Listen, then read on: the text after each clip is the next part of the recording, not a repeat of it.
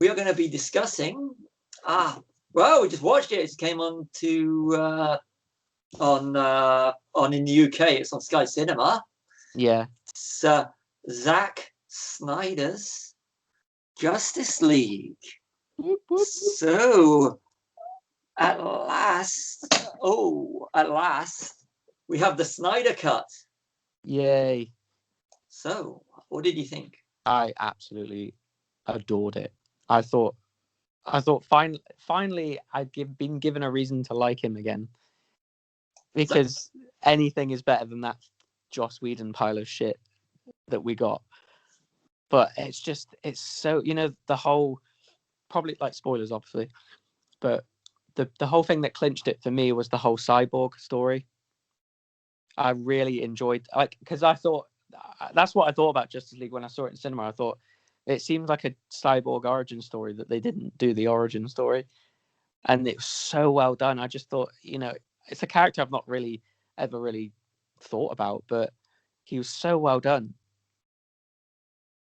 I mean, for me, it was more of a flash, and I always thought that the biggest problem with Joss Whedon's Justice League is they were trying to cram too much into a film that's got a runtime. I mean, its runtime is let me have a look.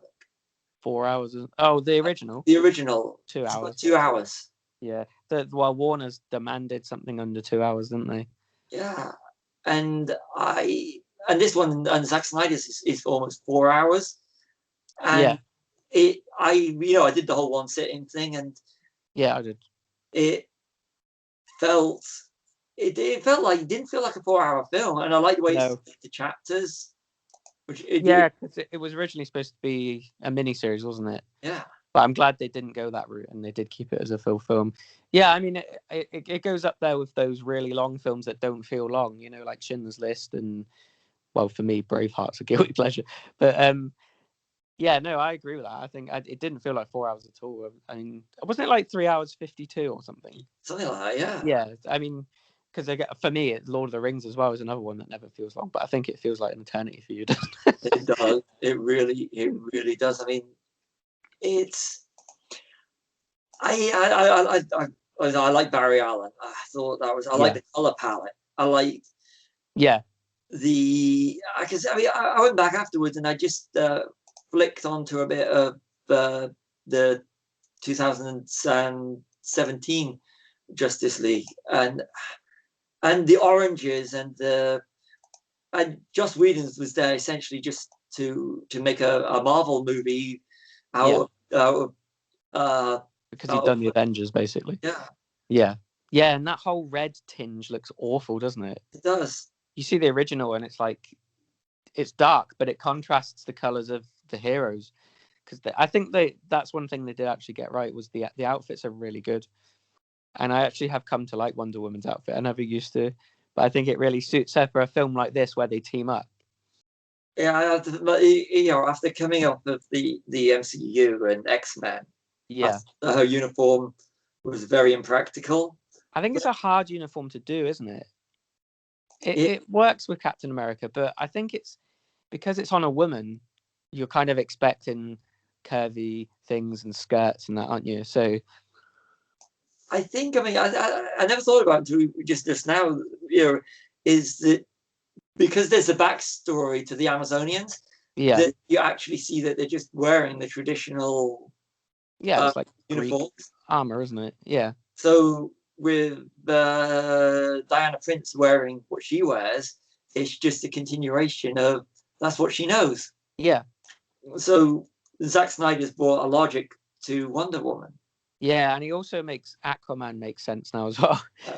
Except for I still don't. My only complaint about the movie is if you want to, and this is just me being me, is if you want to CG someone out and replaced, why don't you just do it with Amber Heard? Because I do not. Well, I was quite pleasantly surprised to see Willem Dafoe in it. Oh, that was good. It does aid Aquaman as a movie. Yeah, well, they've said, haven't they? Him and Gal Gadot have basically said they feel like this is the canon version, even though Warners have said it isn't. It is the canon version. It is, yeah. It's got to be, isn't it? You can't count. I mean, apart from the fact that he abused people on the set as well. Yeah. He's just, I don't know. It feels like a kid's version, doesn't it? When you watch the original. I mean, I won't ever watch that version anymore. I'll watch this version when I have it. I really actually, I mean, I will. I just want to point out one thing that does. It niggles me. It doesn't annoy me, but it does niggle me about it.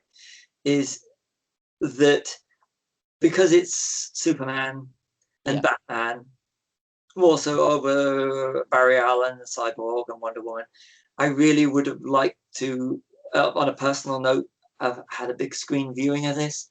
I'd love to have sat in the cinema and watched this, because to me, when this feels like the one that should have. It's like Wonder Woman in 1984. I'm so lucky I had the opportunity to see that on the big screen. Yeah. And it feels more in keeping with how it should be viewed. Yeah. And the ratio. Yeah, well, I was going to bring that up, actually. That I thought it struck me as being what they saw through the monitor before they put the bars in.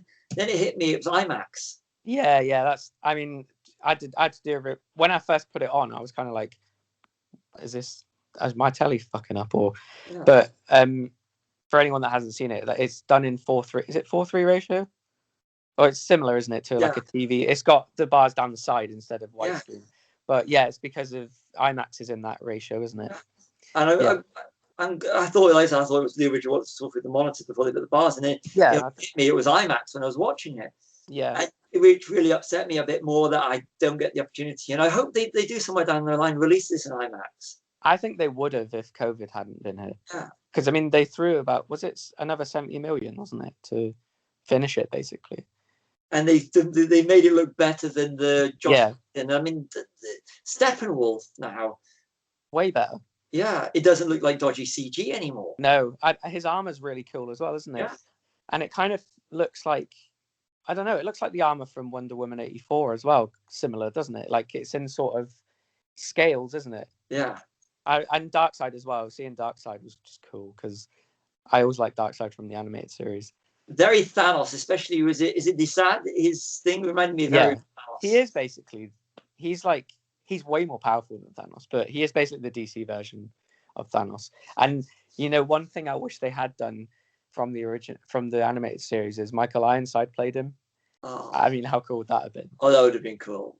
But yeah, no, and one other thing I really liked about it was there's hardly any Superman in it.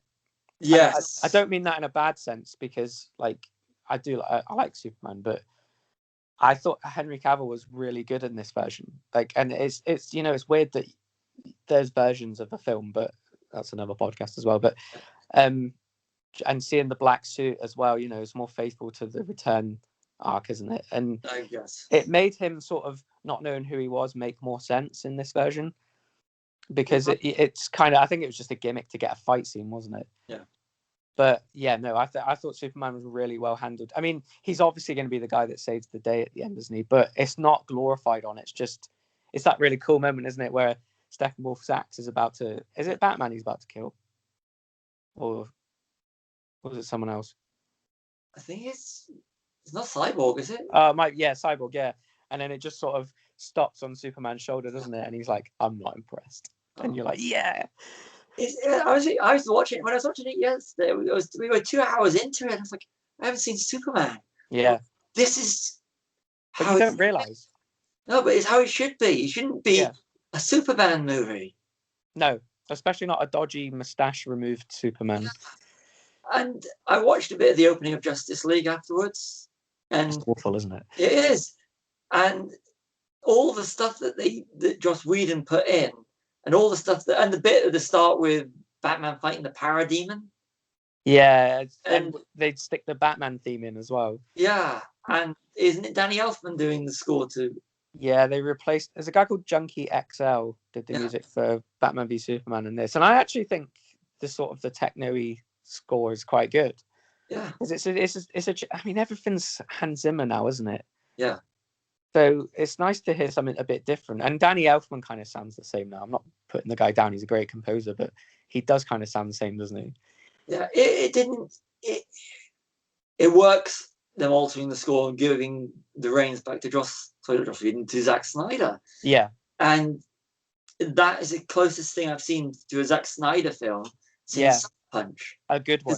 Yeah, I walked out of Sucker Punch just at the time of watching, when they just announced Man of Steel, and thinking, that's the color palette I want for Superman. And when it really wasn't. But so to actually have a Zack Snyder color palette, which is very reminiscent of also of Watchmen, for a Justice League movie, I was like, yes. I got even Watchmen vibes from it. Yeah, I completely agree on that one. And yeah, it was I'd say it's probably my favorite so far of the DCEU. And I want the box set when it releases. I want all the extras. And I want an honest commentary track from Zack Snyder. Yeah, definitely. I mean, I also want a really long documentary, because it's one of our favorite subjects, isn't it? Trouble Productions. Yeah. And I think they make for the best documentaries because they're so interesting. I suppose we've got to talk about the ending as well, haven't we? Yeah, we are in spoiler territory. The whole dream sequence. Yeah, I mean, I actually changed my opinion on Jared Leto for that scene.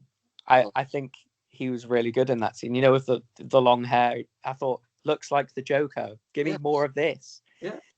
And the whole. I mean, this is an R-rated version, isn't it? So we've got there's blood. It was actually quite bloody. Yeah. And swearing as well. I mean, there's that line at the end I absolutely love with Batman where he talks about Harley Quinn dying in his arms. Yeah. And he says something like, the last thing she wanted was for me to kill you. And he just says, like, and make no mistake, I will fucking kill you. Yeah. And I love Batman when he kills people. I think he's so. I'm so sad that Ben Affleck's not Batman anymore. After Flash. Yeah.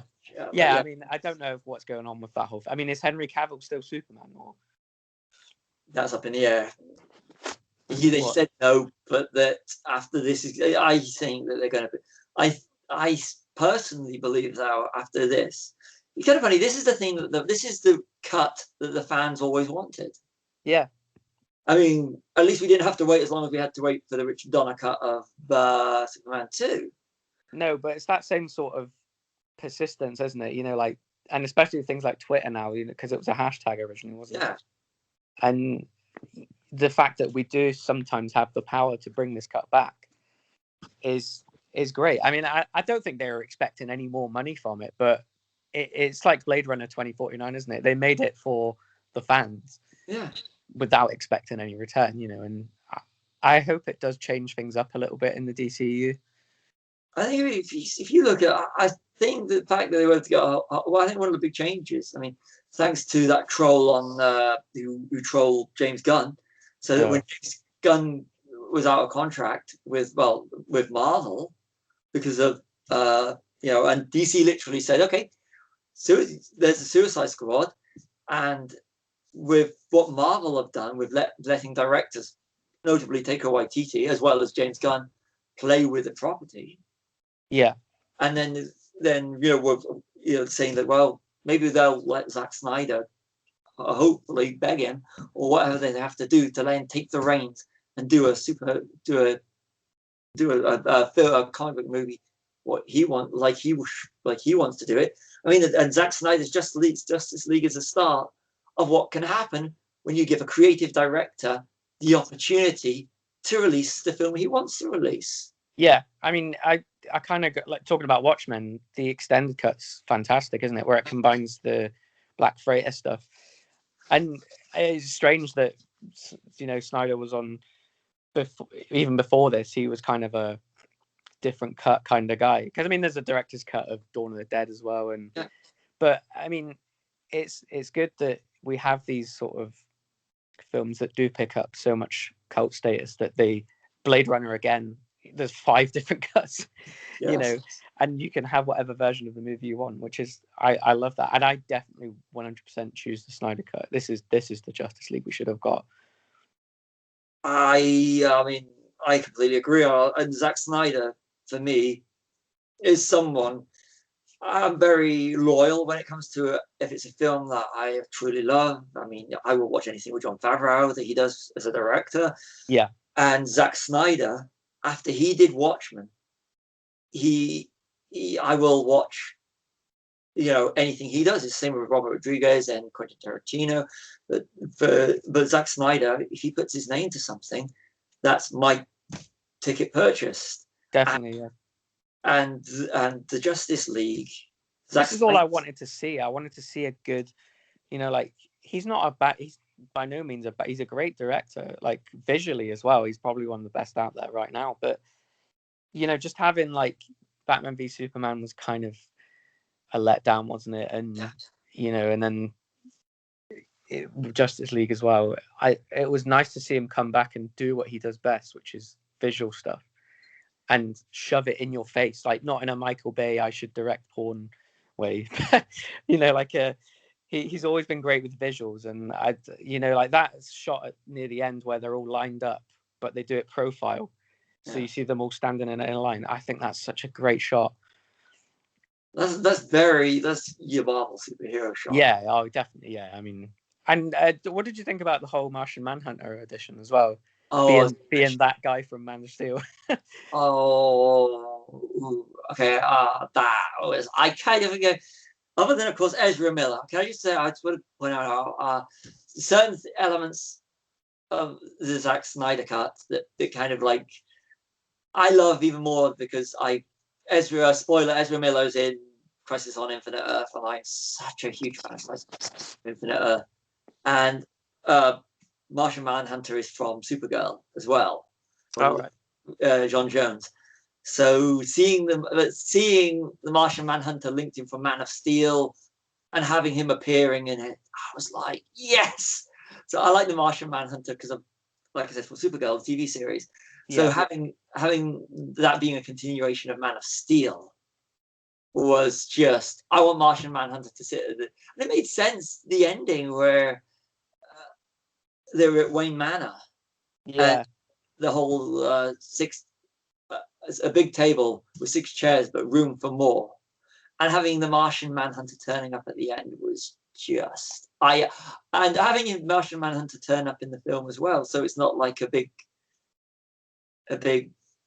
thing. Yeah, I mean, I kind of got the whole MCU the Skrull vibe, like he was there all along kind of thing, and it was probably the only way you could do it because he's a shapeshifter anyway, isn't he? So probably the best way to do it would be that he has been there from the start, but you just didn't know. I mean, I don't know if they had that in mind originally, but it's I thought that really worked.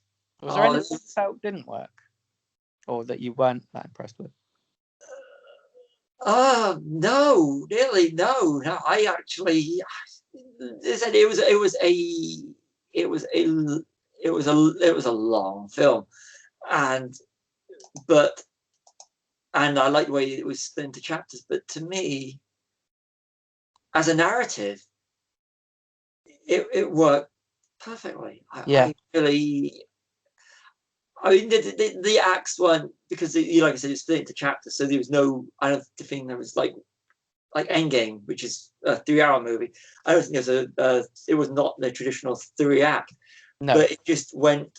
The pacing of it worked perfectly to tell the story. Yeah. And you? Yeah, no, I'd got a kind of Tarantino vibe off the chapters, if I was honest. It kind of feels like a Pulp Fiction-y thing, doesn't it? Yeah. But then, I mean, it's been done before, but that was, and you can see how they were splitting it down into parts. Yeah, so they can eventually. Now, I'm just checking something. I was 99% certain I was, and I couldn't find it on the one IMDb page because me scrolling through a lot. But did I see Mark McClure in there as the police officer? Oh, I don't know. What, the original Jimmy Olsen? The original Jimmy Olsen. Because we haven't had Jimmy Olsen hasn't been in these versions, has he? I've just realised. But Officer Ben Sadowski. All right, I didn't even. Lois Lane. The guy that she gives the coffee to. Yeah. Oh, was that him? Oh, cool. Because it's like I know he was. I couldn't see him in the original. That's original in the 2017 Justice League. But in the Zack Snyder's one, Officer Officer Ben Sadowski. All right, that's quite cool actually. I didn't even He's realize. Officer Ben Sadowski in Justice League 2017, but he's Jerry in the Zack Snyder Justice League. So He's in Smallville as well. Ah. Yeah, that's quite cool actually. Yeah. Like I said, he's got a different name in it. He said Ben Sadowski in 2017 and Jerry. So I'm sure it's him. I tell you, the only thing I kind of, both versions I still think doesn't work a little bit is J.K. Simmons as Gordon. I wish they'd gone with Jeffrey right from the start. Yeah. But it's a minor, it's a minor sort of. I anything J.K. Simmons in, I do like because he's cool, isn't he? But I like him, and even though I'll be honest with you, and this is just me being a geek. Even though he looks completely different, as soon as I see him on screen, I couldn't help myself. I said, "Bring me pictures of Spider-Man." Yeah, you're fired. Oh wait, no, you're not. Oh, he's brilliant. So yeah, he is. And I, like I said at the start, I think the main draw for me was seeing the whole cyborg storyline restored, because I mean it was well done, really, wasn't it? Yes. I kind of feel sorry for. I really feel sorry for Ray Fisher, like the stuff that he went through now, because he's a really good actor. Yeah.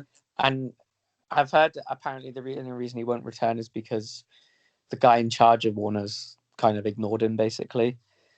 And it's a shame, because I'd love to. He was supposed to be in the Flash film, wasn't he? Yeah. Yes. I mean, I thought his whole backstory was superb. And his chemistry with Ezra, the Flash. Yeah.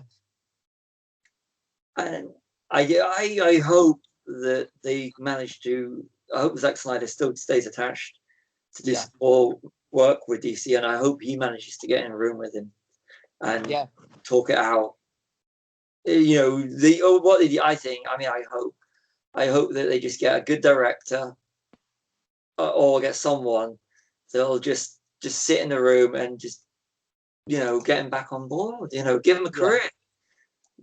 But I do think that Warner DC's let's make Marvel money kind of backfired on them. But we've got our cut now. And I mean it's one that will appeal just to, and I think once they do, and I think that they should break it down into a mini-series. Oh dear.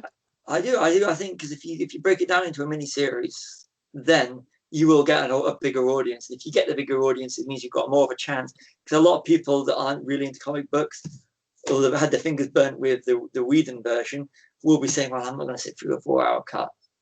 Yeah, I don't know. I kind of liked it I mean, you can kind of stop it when it says the chapter divisions, can't you? Still, if you didn't want to watch it in one go, you could sort of watch it in chapters still. But yeah, it'd be interesting to see it as a miniseries as well. I mean, I only say that because I would like to.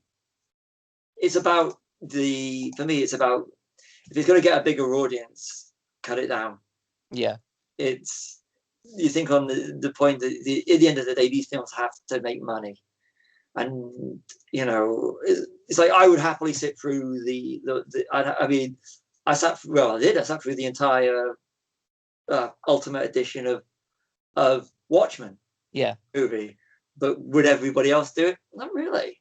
And but the payoff for me was a lot of people will be drawn into it just to see Jared Leto.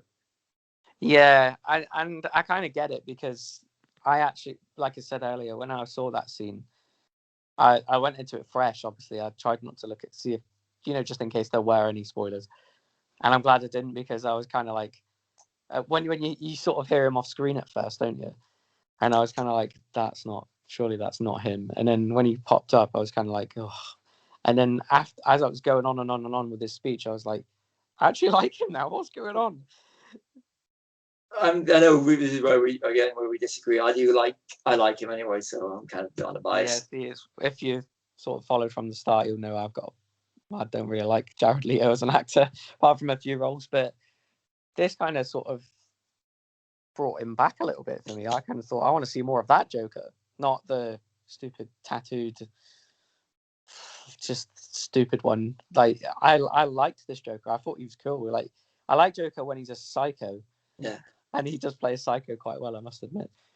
Yeah, he does. Him and Ben Affleck do play off each other brilliantly in that. Yeah, really good. I mean, of course, if you want, you could. I mean, we've done this before with Michael Keaton and Jack Nicholson in the scene in the house in Vicky Vale's in Batman. Yeah. Got the interrogation scene between Heath Ledger and Christian Bale, and there's just as good with Jared Leto and Ben Affleck.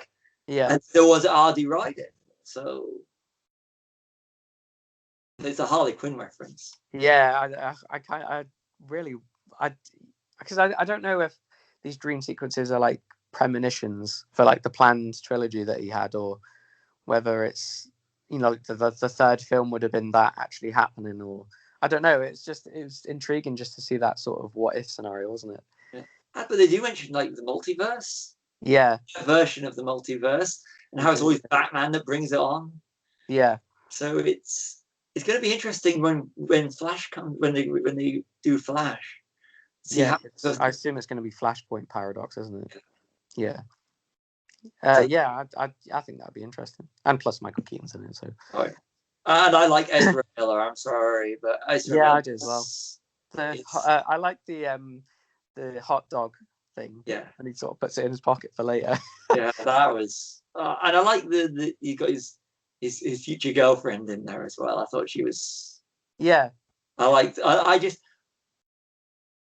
know they tried to, Joss Whedon tried to give him a bit more character and everything, but I just thought he worked, the whole thing about brunch. Yeah. In the whole, I thought he was better. He seemed more of an outsider. Yeah, I like the whole what's your superpower again? Oh, I'm rich. Yeah. I think that's really good.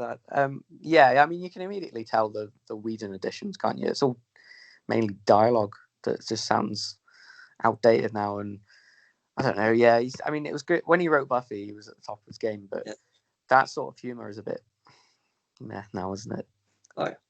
The thing I really, really liked is that when they were doing the Richard Donner cut of Superman 2, because they had 75% of a movie. Yeah. Even with, I mean, they went and they used a sequence which was like screen test in it. Yeah. So they still had to have some of Richard Lester's Superman 2 to complete the film, even though it's still 75% of Richard Donner. With this version, they were able to do the reshoots, and because Zack Snyder had that relationship with the cast, they were able to willingly and happily come back to do all these shoots. Yeah, I mean, I read about one with Ezra Miller where he was in the Fantastic Beasts film, and Zack Snyder directed him over like Zoom or something. Yeah. And yeah, I think that's really cool. Like, I think even Affleck came back, didn't he, for one of the well, I assume it's the end bit. Yeah, they all loved, and everybody that was involved wanted this cut of the film. So it goes to show you, even though it was a very hard time for Zack Snyder and his wife Deborah, that they were still able to bring something more to a set without. And they can get an entire cast and get a crew back and get a studio to eventually invest in it. That says a lot about him as a person, and it has about the cast and the crew as people. That they were able to do what is essentially a passion project. Yeah, I mean, especially after what happened, I mean, I kind of got a bit not emotional, but it really hit me at the end when it says "For Autumn." Yeah, it's like dedicated to his daughter, isn't it? And I just thought, that made it. And having Hallelujah on the credits as well. I think that's definitely a reference to Watchmen, isn't it? Yeah, definitely. That sort of, it did feel more passionate and more personal, I think. Whereas the other one was crank this one out, Joss, and see if it does well. Yeah, it was a studio release that was just bastardizing a person's work for an audience that didn't really want it. They wanted a continuation of what was, would it the for a mainstream audience the Whedon cut, but for the audience that aren't just MCUers that are passionate about comic book movies. I mean, who is it that was it? Who is it? It was, I can't remember, Kevin Smith or James Gunn said that nobody wants to see a bad superhero film. If you're a fan of the genre, you're a fan of the genre. There's no Marvel versus DC. Yeah, you'll watch either. Yeah, it used to always piss me off when someone called me a Marvel fanboy. It's like, you don't know me. You don't know what comic books I read growing up. So how can anybody refer to me as a Marvel fanboy? I'm not a Marvel fanboy. I love the genre, and if it's bad, it's bad. If it's good, it's good. There's no. I mean, if we didn't like this, I'm pretty certain we wouldn't be doing this podcast straight afterwards. No. As I do agree with Kevin Smith in why would you talk about something you don't like? Yeah, it's a waste of time, isn't it? Can I make a little plug here? That's why we do the independent podcast, when we try and find positive and negative properties. Yeah. Which is what I want to, which is another one I'm going to go to soon, which is a podcast which we'll be discussing and hopefully doing soon. Yeah, definitely. Yeah, I quite enjoy them actually. I'll leave that one as a surprise to both you and the audience. Yeah. So, this is, like I said, the highlight for me was, it was Martian Manhunter. Yeah. And it was Ezra Miller. I thought Ezra Miller was brilliant. But like you're saying about Superman, leaving him the suit. Yeah. I mean, that was one of the main draws for a lot of people, wasn't it? Seeing the black suit from, is it Return of Superman, isn't it? Like when he came back from the dead. It's the Black Superman suit. It's Reign of the Superman. If you want to watch it animated, yeah, from the regeneration suit from the Superman Death of Superman arc in the comics from the mid-90s. Because I mean, how they salvaged. I mean, we've always been quite angry proponents that they killed Superman way too early in the EU, didn't they? So, they kind of salvaged that storyline by keeping him off screen. Saving him, because they make the big thing, don't they? There's only one thing that can beat Steppenwolf, or that he's scared of, and that's Superman. And that's how it should be. He should be like, he's the guy that's always going to save the day, but don't overuse him. Yeah. And they didn't, and it really worked, because he is kind of the linchpin of the whole thing, isn't he? At the end, like, you need him to save the day, because they know they're probably going into a situation they can't. Steppenwolf's too powerful, isn't he? So having Superman show up at the end, and even talking to Alfred, I like that scene, because I don't really like Jeremy Irons as Alfred. I don't know how you feel about that. Underused, but you can't beat Michael Caine after Michael Caine. Yeah, I think he's too young. I think Alfred should always seem like a wise old guy, that he's like Bruce's father, basically, isn't he? Yeah, whereas I get the impression he's like a mate in this. Older brother. Yeah, that sort of, yeah. But I think they utilized Superman perfectly.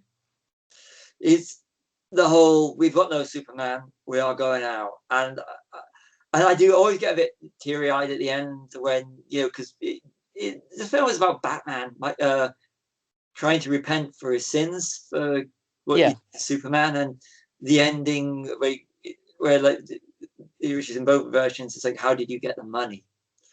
I bought the bank. Yeah, I like that. That's a nice little scene, wasn't it? And do you know what else I like about? Sorry to interrupt, but that scene as well, is the way when Clark puts his arm around Bruce as if and smiles, because he's bought his mum's house back, hasn't he? And it's sort of like that look, as if I'm the most powerful being in the world, but you're still richer than me. Yeah. I never saw that, but that is true. It's just like, that's Batman's superpower, really, isn't it? He can help people because he's rich. Yeah. And it's like the whole Iron Man, Captain America thing. You want them to be, even when in Civil War they fall out, and when in Endgame when they have the reconnection, that's what you want, because at the end of the day, because of how emotionally you are invested in the characters, because it's beyond movies. So when you see Batman and Superman, two heroes you like together, and they are actually together at the end, it's nice. Yeah, it is. Yeah. So it's because I think the characters do have more baggage than what you just see on the screen. You bring more to it. Yeah. So I'm gonna, I know we are going to go more into this. I mean, I would love to see us do a 4-hour podcast. Yeah, that would be fantastic. Uploading that would be a pitch, though, wouldn't it? Yeah, we'll do that into chapters, I think. But I think that will be a good audio commentary to come down the line when we can actually. Yeah, definitely. So yeah, very enjoyable, and I think I would like to see cinema release somewhere down the line. Oh yeah, 100%. I think that, because we've only had sort of TV series from Marvel at the moment, haven't we? So it was nice to see someone else sort of contend and make something as good as Marvel have made. Yeah, they said, and until I can get a hold of a physical copy, and sit down and watch, with all the extras, and I really, like I said, I really hope it gets re-released in the cinema, because there is an audience that will pay to see this, especially IMAX. And I hope someone from Warner DC is listening. Please release this IMAX. Yeah, because we'll be there. Yeah, definitely. Yeah. So I'm giving it a full 5-star rating on this one. Yeah, I'd get probably 4 out of 5. I'd give it, but I mean, I've really, really enjoyed it. So, any final words on Zack Snyder's? No, just check it. If you haven't seen it, just check it out. Like, it's superb. On HBO Max in territories, it's got HBO Max, and if you're in UK, you can find it on Sky Cinema or Now TV. I mean, it's the same thing, really, isn't it? It is, yeah. I do Now TV. So I'm Stevie W. And Callum.